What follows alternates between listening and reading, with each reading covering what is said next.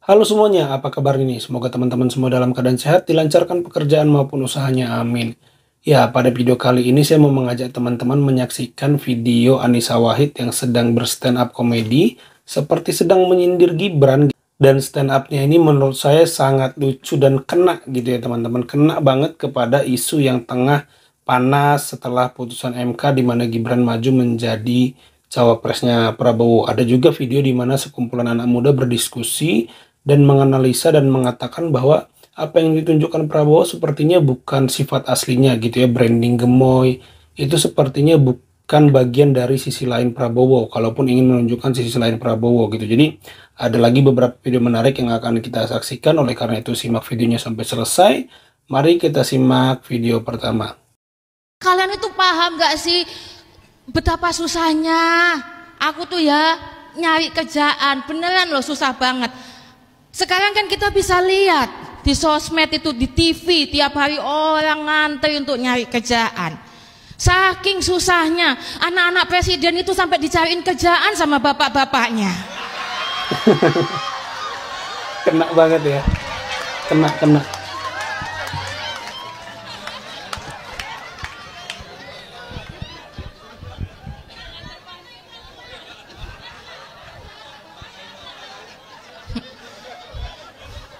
Lah ya mereka enak, ada bapak-bapaknya, ada yang bapaknya masih jadi presiden. Lah aku udah apa? Aku mau mesti ngapain? Apa? Meneruskan kekuasaan bapakku. Oh, bapakku aja nggak berhasil memperpanjang kekuasaannya.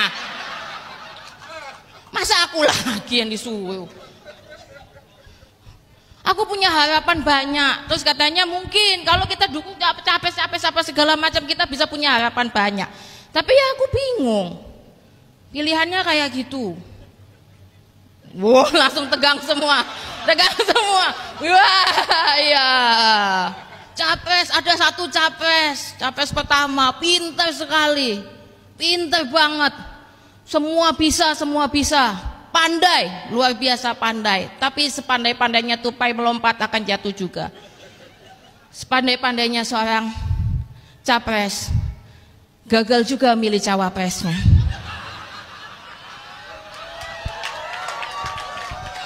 Jok yang kedua kayaknya nyindir Pak Anies ya, karena di situ yang jadi wakilnya adalah Caimin, di mana Caimin ini kan nggak akur ya dengan keluarganya Gus Dur ya.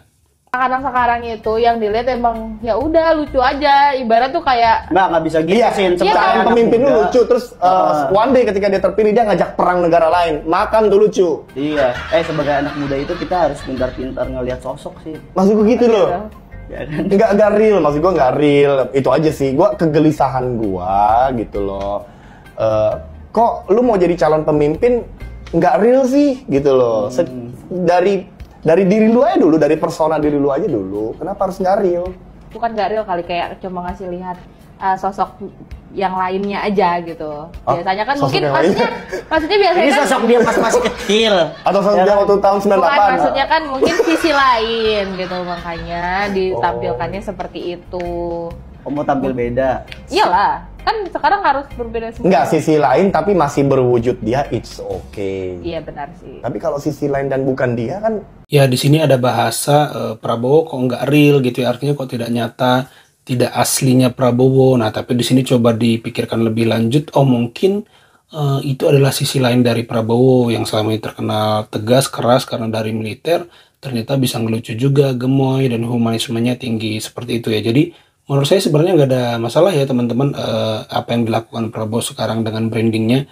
Hanya saja memang yang bermasalah itu nanti kita kalau salah pemimpin. Kalau pemimpin yang dipilih mah nggak ada masalah. Nah, yang bermasalah itu nanti kita gitu kalau salah pemimpin itu, karena selalu yang kena dampak besarnya itu kan rakyat gitu ya. Jadi sebenarnya kepentingan memilih pemimpin itu bukan untuk sang pemimpin itu sih sebenarnya, lebih untuk ke rakyat. Jadi kalaupun ada muncul orang-orang yang kontra terhadap branding gemoy, kenapa yang dijual gemoy dan lucu-lucuan, itu sih sah-sah aja ya, karena banyak juga kan orang yang prihatin dan pengen Indonesia ini tentu dipimpin oleh oleh sosok yang benar. Jadi dari sisi Prabowo sebenarnya nggak salah, tapi dari sisi orang yang kontra yang menentang gagasan gemoy-gemoyan ini pun sebenarnya nggak salah juga. Ini bentuk bentuk keseimbangan aja gitu, biar kita bisa menemukan pemimpin yang terbaik kan sebenarnya. Gus, kata-kata hari ini. Pemilu itu kayak main bola voli. Kalau bolanya keluar garis itu namanya out. Jangan garisnya dilebarin. Itu namanya. Saya suka ya sama Caimin belakangan ini. Dia itu waktu tampil di acara Mata Najwa bilang juga Pilpres itu seperti pertandingan sepak bola. Yang tidak boleh ikutan itu adalah wasit dan komentator. Kalau komentator dan wasit sudah ikutan main, penonton turun dan terjadilah kerusuhan. Saya suka ya, Caimin itu justru menurut saya yang paling cocok disandingkan dengan kata gemoy, karena orangnya ceria, selalu membawa suasana menjadi happy gitu ya, menjadi lucu. Menurut saya Caimin ini orangnya patutlah untuk kita sukai gitu ya. Hari saya di sini bertemu dengan banyak kelompok dan ini ketemu mahasiswa. Artinya apa?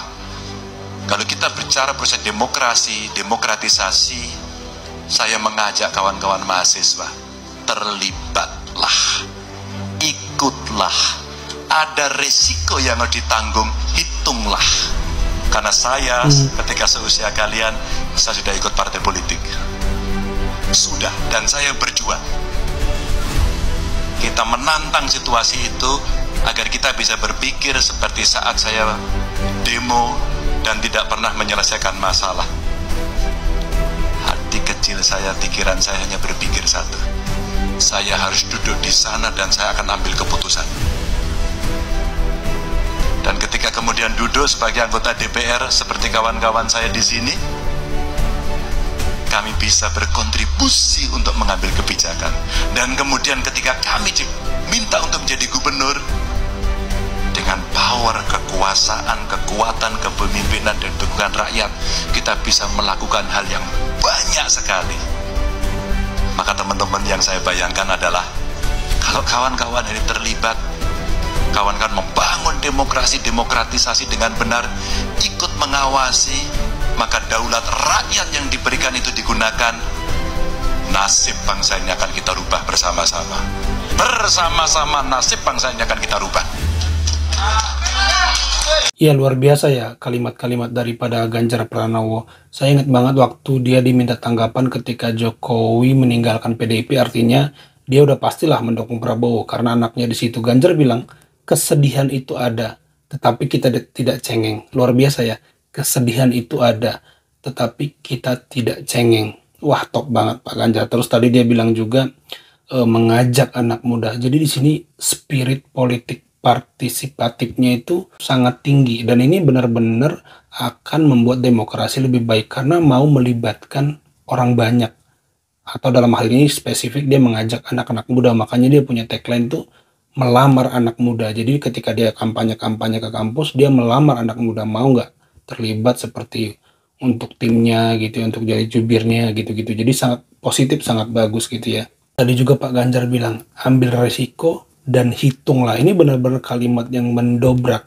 Maka tidak heran kalau menurut saya di antara tiga paslon yang paling menyimbolkan perlawanan terhadap KKN, perlawanan terhadap pihak-pihak yang mau menghancurkan demokrasi, satu-satunya itu menurut saya yang paling tepat menjadi simbol itu adalah Pak Ganjar. Ya itu aja video kali ini teman-teman, semoga videonya bisa dinikmati. Terima kasih buat teman-teman yang sudah menyimak sampai selesai.